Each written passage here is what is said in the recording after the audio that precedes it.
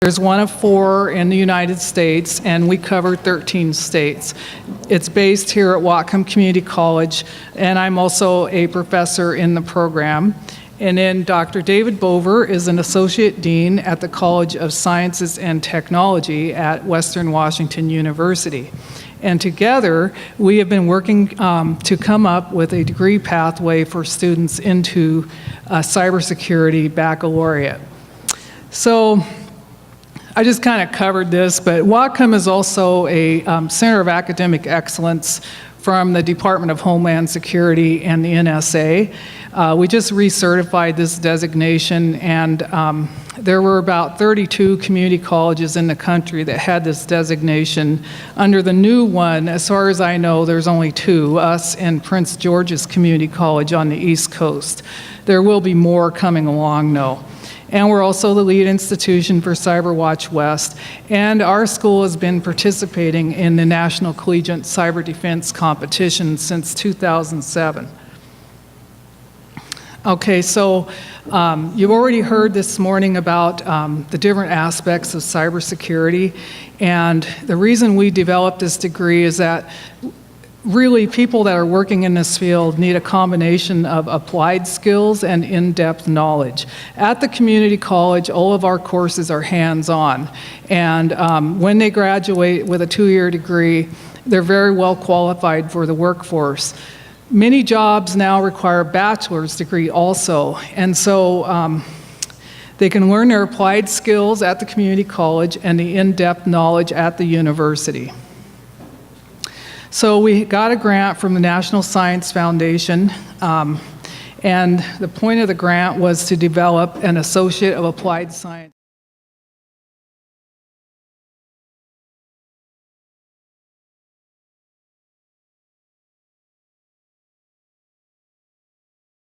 Western Washington University and the University of Washington.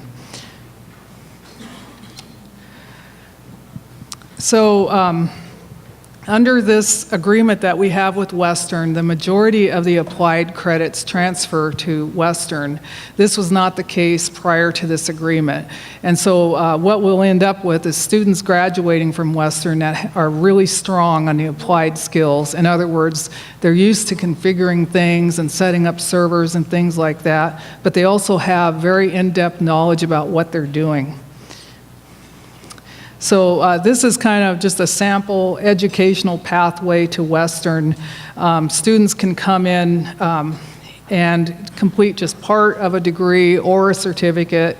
Many of my students do not go on to bachelor's, they go to work immediately. We have 2 degrees at Whatcom, the Computer Information Systems degree and the Cybersecurity degree. And the fact is they share in the security courses. So what that means is a 2-year graduate from Whatcom has taken all of the security courses that are also part of the transfer degree. And you end up with students that have enhanced security skills that can work in your businesses. I also should point out at this point that part of the requirement for our CIS degree is that students serve an internship, 160 hours out in the community. And this resource is available to any business that would like to have somebody come in and assist them with their network. So if you are looking for interns, please give me your card or contact me after this presentation. So this is what the students learn in the CIS program at Whatcom. There's a few things that are a little unique. Industrial control systems security, and so this is dealing with things like in utilities and things like that. We're also a Cisco Networking Academy, so they're qualified to sit for the CCNA, the Cisco Certified Network Associate, when they graduate. And we have other things like forensics. With the cybersecurity degree, they now have to take calculus and physics and ethics. Ethics is always good. Okay. When they transfer to Western, David has developed several courses. You can find those courses in our handout out in the hallway, but some of them are like cryptography and what else do you have that they take? Forensics, so more advanced courses in the same area. And but the beauty of the whole thing is students are not having to take extra credits or anything like that. They can complete a baccalaureate in the 183 credits. So if you have any questions, I guess now would be the time to ask. We also have information out on the desk, and here is our contact information. So are there any questions? Okay, so now we're going to move on to, oh wait, what happened here? Let's see. Oh, now we're going to move on to the Pacific Rim Regional Cyber Defense Competition. So this is a competition that's held once a year. Up until 2 years ago, I think, there were only 2 community colleges participating, Whatcom and Highline, and several universities. So UW and Eastern. Western also started to participate, and they did very well last year. They came in first. And the nature of this competition is it's a 2-day competition. Then the students have a business network that they must defend while they're under attack. And our red team, are the attackers, they've become a lot higher level. So we have people from the Army and others that are attacking them. Some of them are remote. And at the end of the 2-day experience, a winner is produced based upon the points, like their uptime, like how long if their network was taken down. And there's a lot of social engineering involved also. So like if they were talked into giving up a password or something like that. So Whatcom has gone since 2007. We have done pretty well. We've come in third a few times, which is the best you can, well, not really the best you can expect, but it's pretty good for a community college. We have another community college in here, Green River, right over there, and I think they went for the first time last year, and they came in third. So we're getting more community college participation. But now I'm going to turn it over to David, and oh wait, I was going to introduce my students. So here's our student panel. The first 3 are my students from Whatcom. So we have Scott Cisco, who graduated in June of 2013, and he works at Downtown Emergency Service in Seattle as a, Linux administrator? Yeah, it's a junior systems administrator position. Okay. And then Christy Saunders, she graduated in June of 2013, and she's an instructional tech at Whatcom. And then Travis McEwen, he is faculty now at Whatcom, and he graduated from Whatcom also. And so now I'm turning it over to David. Thanks, Corinne.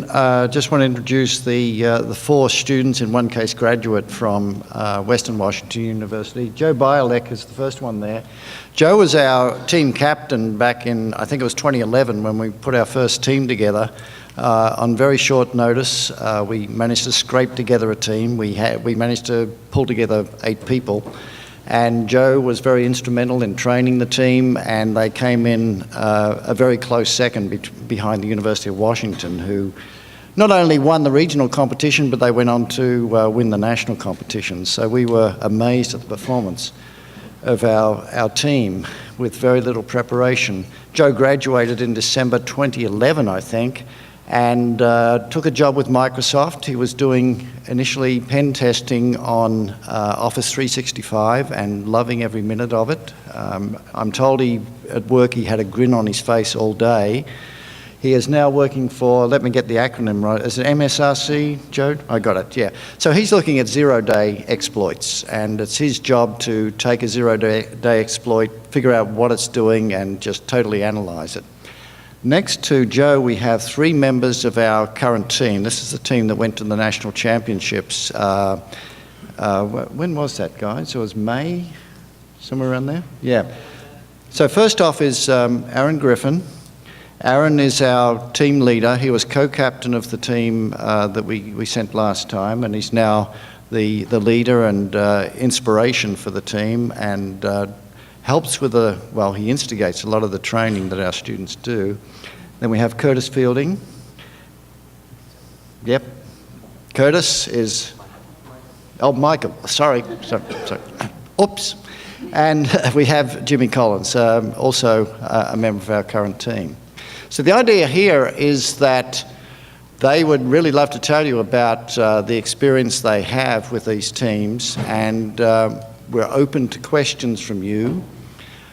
I'm going to start it off because you're going to be very shy and you're not sure what questions you're going to ask. So I'm going to start with my friend Joe and say, now that you've been working with Microsoft for a few years, Joe, can you look back and think about your experience, the preparation you got from the cyber defense competition?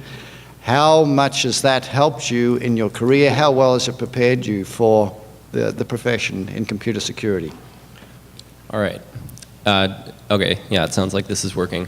So, as Dr. Bover said, so I was the team leader for the Western Cyber Defense team, and the cyber defense competition is a lot of network security and administration, network administration. And I actually don't do that at Microsoft. I do software security at Microsoft. When I initially joined Microsoft, though, I was doing pen testing against the Office 365 data centers, and so there's a bit more carryover there.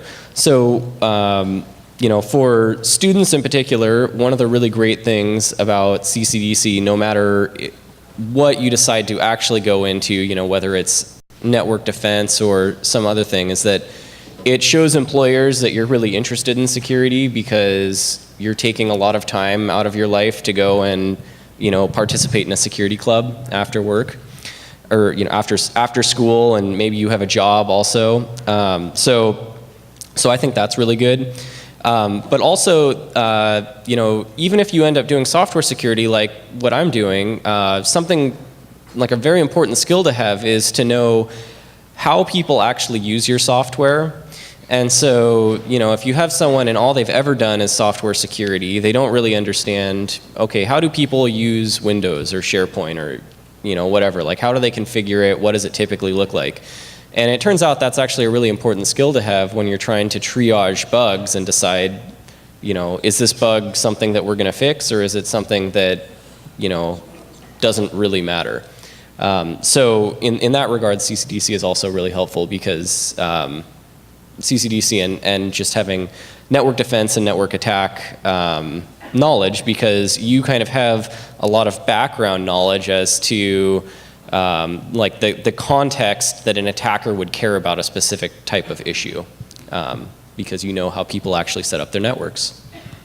So yeah, does that answer the question? Yeah, thanks, Joe. Okay, this is a question for all the students, and I would invite the students from Whatcom to try it first.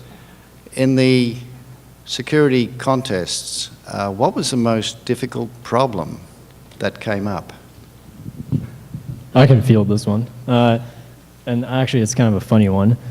So the most difficult thing that we had set up, when I went, it was the last year that we actually had the physical topology set up, so we actually had cables running through everything.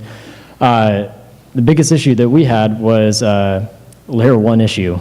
So someone accidentally closed the door a little bit too hard on the cable, and it clipped the cable. So in comes Corrine to save the day, and she had to come pretend like she didn't know us because she was a member of the infrastructure team, and actually had to run a new cable up to our switch and for our entire room. That was sort of the funniest thing that happened to us. Overall, the most difficult thing that we had to deal with security-wise was securing our web server. That was something that we realized was getting hit incredibly hard and was really, really difficult to constantly keep up and running. I think at one point we got what we call Stalloned. So it was a picture of Stallone in a tutu. So that was another very big issue. Hopefully that works. Any other thoughts from other Whatcom students? Sure. Is this working? You guys can hear me? Yep. I think for us, we were the first year, so we were right after Travis, and we went away from the physical network into a virtual network. And I think there was a lot of growing pains that year for the CCDC competition. So a lot of times we had a hard time diagnosing our network. Basically, at Whatcom, we come from, it's a Cisco certified, program where we are actually putting, doing the layer 1 stuff, putting, cables into switches and stuff like that. And then it's not that we don't use virtual machines, it's just that that's not how we prepped when we went into it. And then we moved into this network that was a little bit different than we were used to. There was a lot of, I don't know if they were DDoSing us or what, but we definitely had a lot of cascading server failure type things where everything was so gummed up that we couldn't quite figure out what was going on. So that was the hardest part for us, I think. Okay, let's pass it over to the students from Western Washington University. What was the most difficult thing you found in the competitions? I think the most difficult thing that we found is probably the stuff that we didn't know about. And we found out about them later. At one point, they had a piece of malware that was inside of our network card driver. That was something that no team discovered. That was at the national competition. And that was their entry point into our machines for the entire competition. So because of that, at any given time, they had 3 or 4 footholds in every box. So trying to secure a network that was already compromised was the hardest thing for us. And I think another, to piggyback off of what Aaron said, is one problem is our network, we weren't allowed full range through the internet. They basically said you only have access to certain sites. So because we're thrown a whole assortment of things we probably have never heard of or implementing, like for example, one of our tasks was to implement reCAPTCHA into our website. Something our web guy had not previously done before, and he wanted to go quickly do a quick Google search to figure that out. Problem is that website, or any websites at all that gave him any resources, were all just blocked. So the process to get that is you have to go request access from the white team, which is the administration side of it, and then you can actually do the research. So not having the immediate access to your resources, if you will, was probably a big struggle, because obviously while you're going out and trying to get resources, the red team, the attackers, are still just hounding you, of course. So you've got that fun thing to go with too. Yeah, and I just want to kind of go off of what he was saying. In my job, every single day, that's what I do, is I'm going to the internet, I'm researching what I need to do to fix something. So when you're in a scenario where your internet's completely down, you don't have access to your phone, because I use my phone a lot to Google things when I'm back in the server room and I don't have a console right in front of me. And so that is very hard. I don't know that that's necessarily a problem with the competition, but I don't know that it absolutely reflects real life. And it's supposed to be a reflection of real life. So. Are there any questions from the audience at this stage? Yes, Paul. So as security experts, you're Googling to get answers? Absolutely. There are so many out there. Every day there's a new vulnerability. I think about the other day I heard about 30,000 new pieces of malware, viruses come out every day, and that's hitting the big guys, Sophos, Symantec, all these people. They can't keep up. Some guy that's working as a system administrator, trying to secure your network, absolutely Google is where you go to start. That's just the fact. It changes so much that there's no textbook out there that could ever keep up with how fast this field changes. I think that's an important point. Corinne and I can train the students to a certain level, but it's static. We will move our curriculum in response to what's happening, but security professionals are having to look every day and see what's going on in their profession. What are they fighting against now? How do they defend their network against whatever's come up? Could I add something? And one thing I'd like to add is in my program, the number one goal is that the students can figure it out. So it's not so much that they do have a lot of knowledge, but as things change, as they go, they have to be able to figure out whatever new attack or new method they need to know. And I'm not trying to talk too much, but I think that, and I am, but to to be in this field, you have to love what you're doing because you're going to be a constant learner for the rest of your life because it moves so fast. I find myself, I never thought I would be a morning person because I got my new job starts at 9 a.m., so I thought that was great. But now I find myself, I wake up at 6:30 every morning and I spend a couple hours reading about this stuff. And because I find it fascinating and also it's what's required in my job and I love my job. So be a constant learner. Any other questions from the audience? Okay, I'm going to ask, yes, Catherine. Sorry, looking up on stage, I don't see a lot of movement. Why do you think there are few women? Means I get to field that one. That's a good question because the guys actually gave me a hard time when we first went down to the competition. They were like, "It's no fair. She gets room to herself." And I said, "Hey, if you guys wanted me to share a room, you should have recruited another woman on the team." I think there's a whole range. I think women are more susceptible to imposter syndrome, where you feel like you just don't know as much as everybody else. So sometimes it's harder for them to maybe put themselves out there. Also, competitions can be a real, aggressive scenario to be in, and sometimes people find that intimidating when their number is smaller. Now, it's not like, you're not starting with the same number of women to start. There was not that many women in the program when I was in the program, and so when you only have, maybe less than 10 women in the program to start, that's not the problem then, isn't really the competition, it's going backwards. How many women are in the program? Okay, there's not that many women in the program. Why aren't they going into the field at all? And that, I think, is the question, is getting more girls excited about STEM and cybersecurity and those type of topics, and letting them see women out there on the forefront and see that there are women that they can, I want to be like that person. I remember when I first started doing cybersecurity, my dad came home with a picture of the lady from Google, and he was like, "There you go, that's what you should do." He's like, "You want to go that far?" And I was like, well, yeah, it does give me someone to look at and somewhere to go. I'll go to John Lawson. Just curious, on the internship, could one of you describe your experience, and do you think it was right at target with your security, or were you doing kind of more operational kind of stuff?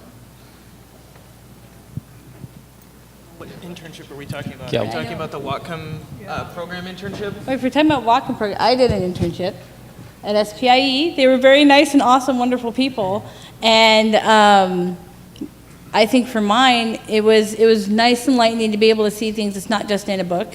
I mean, it's great to learn the cybersecurity stuff, beginning to learn, even if I wasn't doing, okay, a little closer? Okay.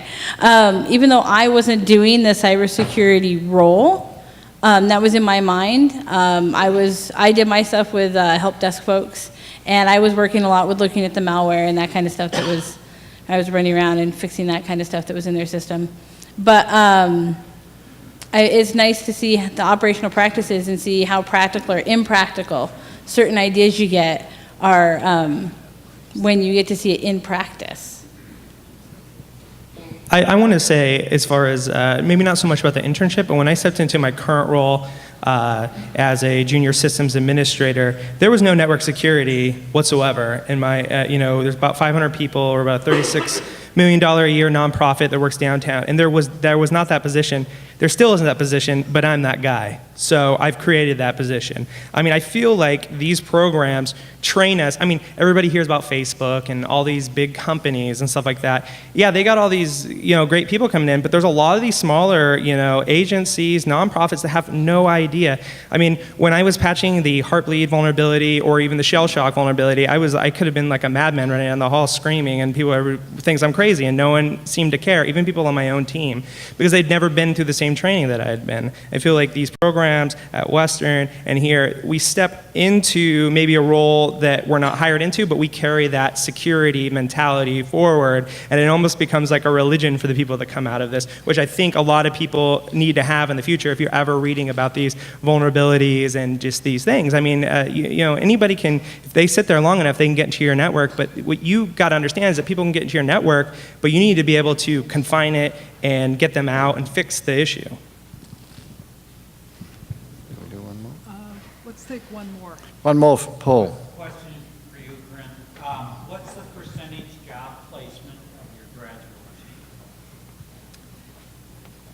I don't have that exact figure. Do you guys know what it is? Yeah, he would like to know what the job placement is for our graduates. It's over 86%. Oh, It kind of depends on the time frame. yeah, it's over 86%. The fact is, most of them have gotten pretty good jobs. And not, some have gone to Seattle, but there's a lot of them around here. What's funny is there's some of them out here in this audience. And so they do very well. I was prepped to work at unpaid internship. That was my goal. When I get done, I'll work an unpaid internship for somebody just so I get my foot through the door. It was not that way. I did, I think, 27 job interviews with 10 companies when I graduated, and I got a job within 2 months. So there are a lot of jobs out there. If you ever take a chance to go on just Craigslist in Seattle, you will see how many jobs there are, and I think maybe 1 in 4 get filled. So. Yeah, it depends where you want to go. That's true. I was happy to go to Seattle, but yeah, some people may not want to do that. But if you go to those hubs, Seattle, San Francisco, my friend Kevin, who was in this program, Kevin Murphy, he works in a data center in Charlotte, North Carolina, one of those Carolinas, and yeah, so he's doing really well. I mean, there's nobody that I went to school with that. I'm still in contact with that doesn't have a job and is not doing well. I mean, it's a really incredible program. Okay, we're going to... Geography wasn't in that course. No. We're going to wrap up this part of the program and move on to some demonstrations. Please join with me in thanking our students and recent graduates.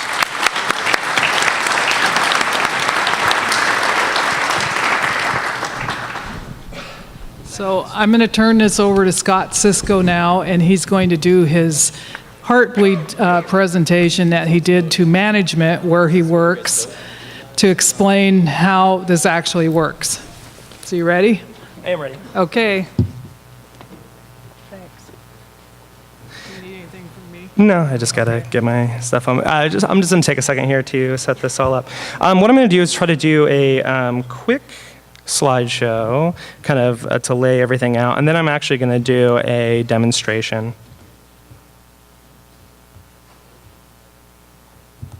One second.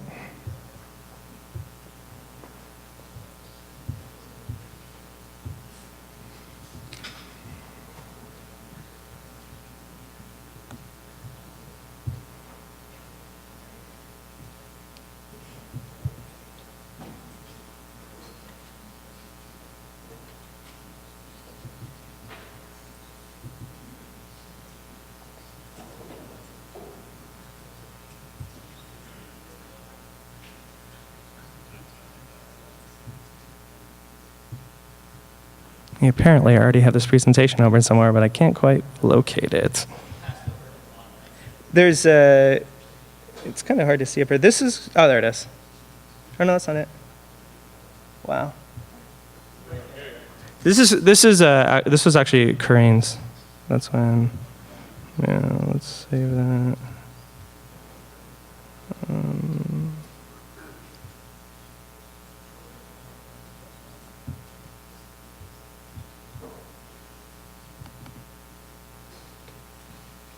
The problem is it doesn't want to open if it's already open somewhere. Maybe it's on another.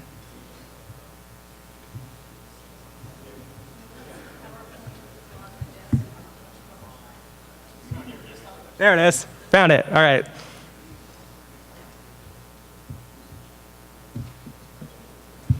Okay, so, I mean, I don't think I'm going to use the microphone. Do I need to use the microphone? Is there? Yeah. Okay. Okay. Okay. I like to walk around, but that's fine. This work? There we go. Is this working? Okay. Whoa. Okay. Okay, so who here is at least heard of the Heartbleed vulnerability? Okay, yeah, so I wasn't sure what the, the level of expertise was going to be going through here. Or at least maybe this is kind of passed over into mainstream consciousness, so. So this is going to be a pretty high-level view. I'm just talking about the history, and then I'm just going to demo it for you guys, and you can see like why it's such a severe vulnerability. Okay, so you got to do the whole I'm not here to teach you how to hack kind of thing. So that's when I'm just here to demo this. This is for educational purposes. And most important, don't be a bad person. I want to show you how to do this stuff. Okay, so why is it called Heartbleed? Within OpenSSL, there is a feature that was implemented about 2 years ago. And that feature sends these ping-like commands back and forth from the browser of the user and the web server. And basically, that's just to establish that there is actually a connection going on there. So it's kind of back and forth, so it's kind of like a heartbeat. Well, the vulnerability was called Heartbleed because some clever person thought of that. Okay, so basically what this does is it allows you to see the active memory on the web server. And you can see some shocking things in there. You can see passwords. If you wait around long enough, you can see the the crypto key that would allow you could copy it, and then you could have full range access to that server, and no one would ever know that you're in there. So, and then there's those are the big ones: usernames, passwords. Okay, so it was first reported by a Google researcher, although this is a little shady. So this guy might have been the one that discovered it, but he was at least the person that reported it. There's no real good information on who exactly found it, but it was reported to the people that are responsible for OpenSSL around April 1st, 2014. So OpenSSL is a very popular open standard that it allows basically the data from one place to another place to be encrypted. So it's very important. You don't want somebody sitting outside viewing some web traffic from the outside. So that's why it's been implemented.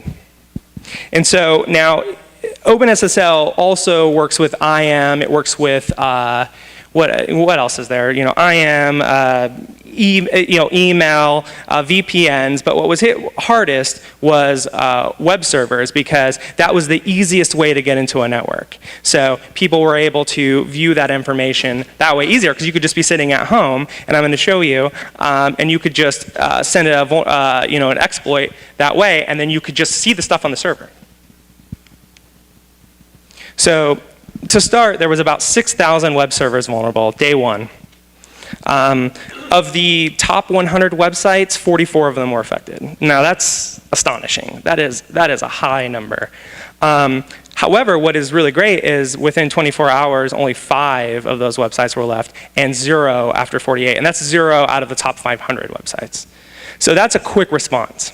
However, the smaller places did not do such a good job patching this. There's still, I'm not sure what the number is, but as of June, there were still about 300,000 websites available out there that you could literally go to and run this vulnerability against, and you could see the active memory on those web servers. That's shocking, but that's why we're doing these jobs that we're doing now, is we're trying to get this information out. Okay, so a way to check if your web server is vulnerable, there's this website that I used quite a bit at my job, and if you have any internet-facing web server, you should go there, and then this will scan real quick to see if it's, you just put your host name, not your host name, but the URL of your website in there, and it'll scan, and it'll tell you if that information is being leaked. There's also other ways. So if you actually have command line access, I did this on all our servers. I mean, I patched this, even the stuff that didn't have web servers on it. And it's just you check the OpenSSL version. And if it's either one of the 101 through 101G, and there's in between versions there's like 101A, all the way up to G. Any of those are affected. Okay, so I'm going to do a demo really quick. Are people here familiar with virtual machines at all? Everybody, yeah. I'm going to do just kind of a quick show how I've set everything up.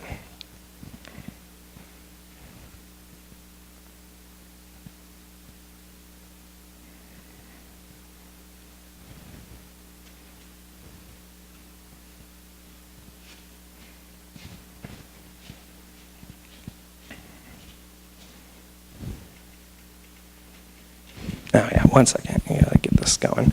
I got to get off of the Wi-Fi here. You should never do any kind of hacking on any kind of open network. So just give me 1 second here.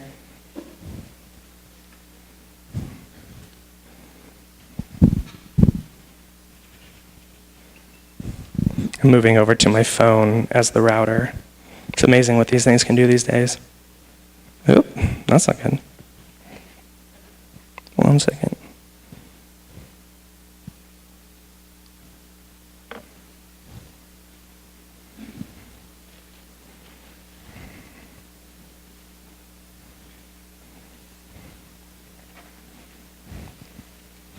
You got to turn it back on.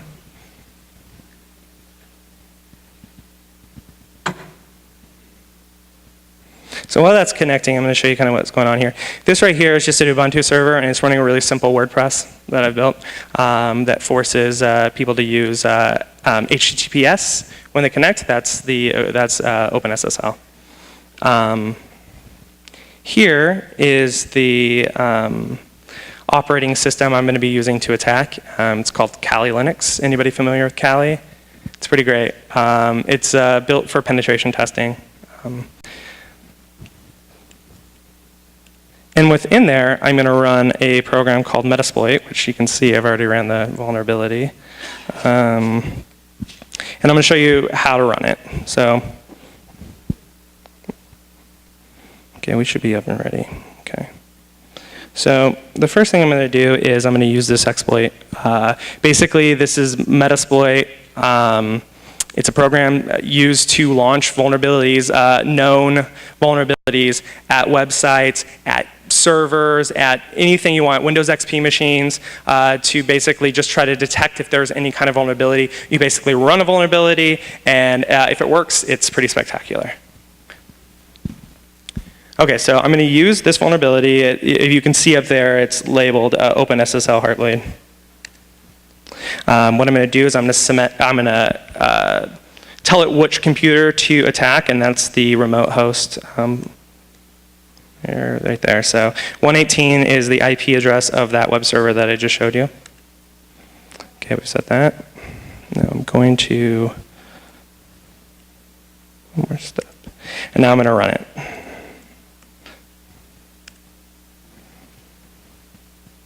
It's thinking. Helps if you connect to Wi-Fi.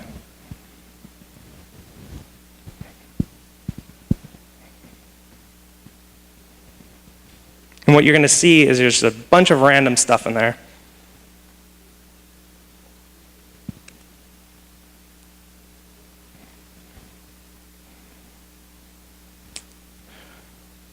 Okay. Make sure this website is even up and running.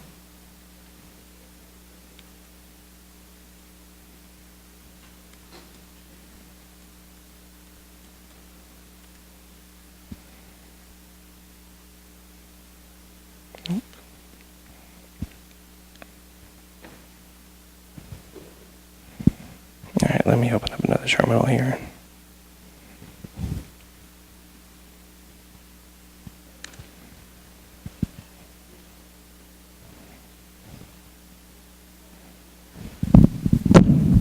Sorry.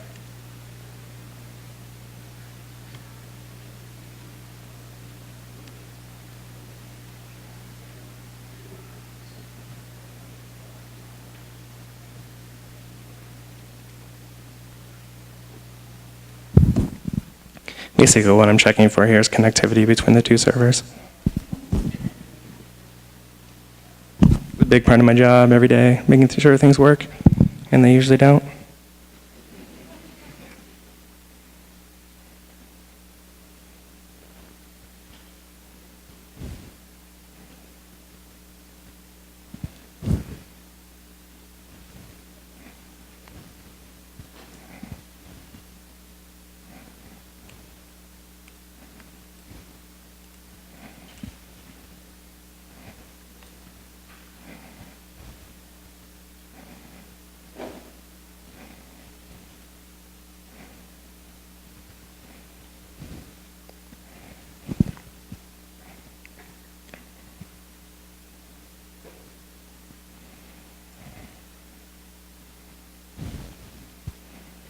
really hope that's my Wi-Fi I connected to. That would be a security vulnerability, wouldn't it?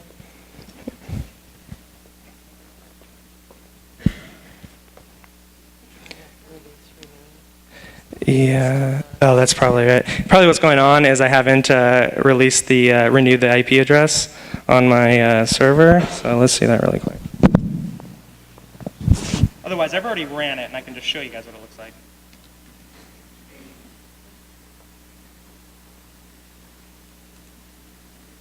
Yeah, we're still. Yeah, I'll just show you the. So this is what it looks like. Can you guys see all this stuff here? Basically what we had going on is I still haven't been able to release the IP address from the Wi-Fi here, so that they're not actually on the same network. But you see all this stuff here? This is all, once I ran that exploit, it shows everything on that server. It shows that where it was generated.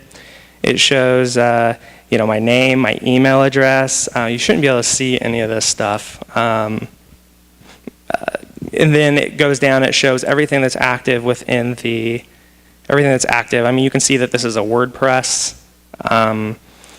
You can, you have to run it. The best way to do this is you set this program up and you run it constantly over and over and over again, and you pipe that output into a file, and then you examine the file. This is just any 1 millisecond, so you're going to have to do a lot of surveillance on the web server in order to see all the information or to really get a good idea of what kind of things you can pull out of it. I mean, I've seen usernames and stuff like that in there. So that's basically it. You guys get the kind of general idea of what it looks like? Okay, so I'm almost done here. I'm going to do the rest of my presentation, which is not much.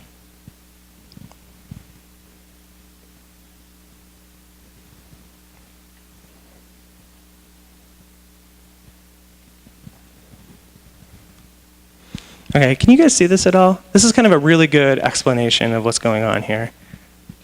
Basically, Heartbleed is a bounds limit issue. They forgot to put a check-in when they wrote OpenSSL, this Heartbleed, or the heartbeat function. And basically, it returns, you can ask it to return more information than you're initially asking for. If you see up here, the whole joke is, return hat, and it says returning return hat, 3 letters, and it returns that. But at the end, you'll notice it says return some word, and then it says 500 letters. And so the word's only 4 letters long, but it returns 500 letters. Or basically, it dumps everything in the memory, and that's the vulnerability. And you notice the person down here, they're writing it all because they're scoping out the server. So it's pretty straightforward to fix. You just got to update, just apt-get update on Debian distributions, and then do the install of OpenSSL. And then on Red Hat distributions, it's just yum update OpenSSL. And here are all my sources, so that's that. So thank you.